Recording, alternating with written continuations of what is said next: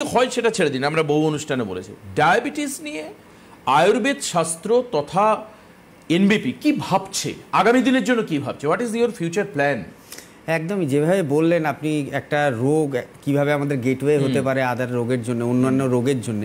তো আমরা বিভিন্ন অনুষ্ঠানে আমরা ডায়াবেটিস নিয়ে আলোচনা করি এবং ডায়াবেটিসের খারাপ ফলগুলো বলি, এবং ডায়াবেটিস থাকলে কি কি রোগ হতে পারে সেটা নিয়েও আমরা আলোচনা করি।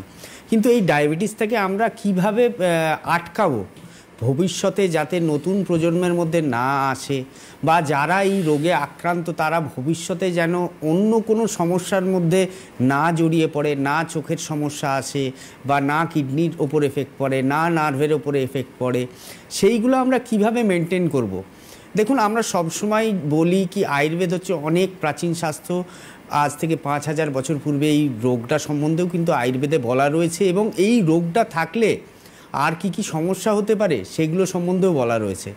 কিন্তু রোগটা যখন আমাদের ডায়াগনোসিস হচ্ছে, প্রথম ধরুন আমাদের কারুর 30 বছর, কারণ এখন সুগার সমস্ত এজে পাওয়া যাচ্ছে, মানে যেরকম জুভেনাইল ডায়াবেটিস মেলাইটাস আমরা পাই, মানে বাচ্চাদের ক্ষেত্রে 5 বছর, 7 বছর, 10 বছর, 15 বছর, সেরকম আগে আমরা যেটা পেতাম কি একটা সময়কালে আমরা জানতাম প্রেশার সুগার কাদের হয়, একটু এজেড মানুষদের হয়, যাদের একটু বয়স হয়ে গেল 40, 45, 50 ক্রস হয়ে যাচ্ছে, তাদের ক্ষেত্রে প্রেশার সুগার হয়। কিন্তু আমরা এখন দেখব যত সময় এগোচ্ছে, যত আমরা উন্নতি করছি, তত কিন্তু আমরা রোগগুলোও কিন্তু আস্তে আস্তে বাড়তে থাকছে। এখন দেখবেন 25, 26, 27 বছর বয়সে সুগার ধরা পড়ছে, প্রেশার ধরা পড়ছে, তার নিচে তো ধরা পড়ছেই, কিন্তু মিনিমাম আমি বলছি 25, 26, 27 সেখান থেকেই সুগার প্রেশার ধরা পড়ে যাচ্ছে।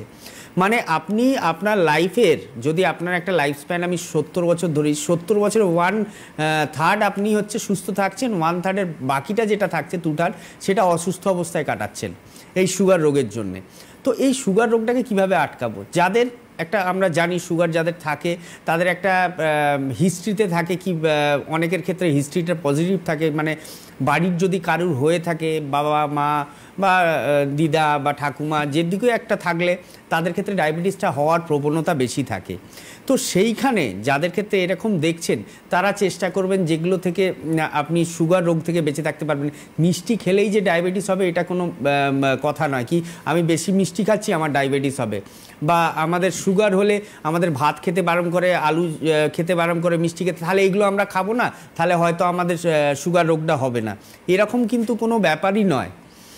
যাদের ক্ষেত্রে এরকম ফ্যামিলি হিস্ট্রিতে রয়েছে তারা চেষ্টা করবেন আপনাদের সঠিক ডায়েটটা নেওয়ার, এবং টাইমলি ডায়েটটা নেওয়ার, এবং যে ক্যালোরিটা আপনারা আর্ন করছেন সারাদিনে খাবার থেকে, সেই ক্যালোরিটা যাতে আপনারা বার্ন করতে পারেন।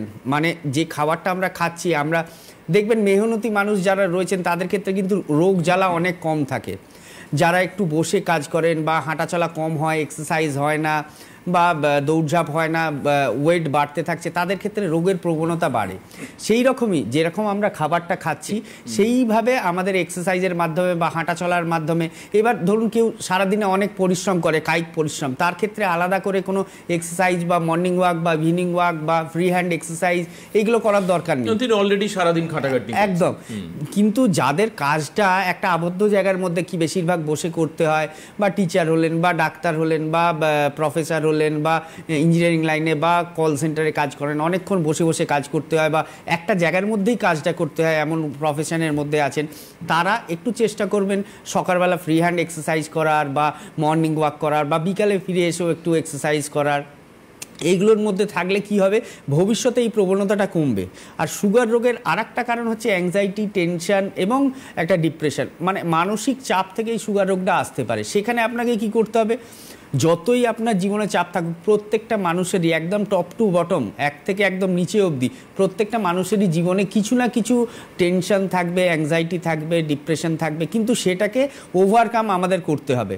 যদি আমরা ওভারকাম না করতে পারি, সেখান থেকে কিন্তু রোগগুলো আস্তে আস্তে আমাদের শরীরের মধ্যে আসবে।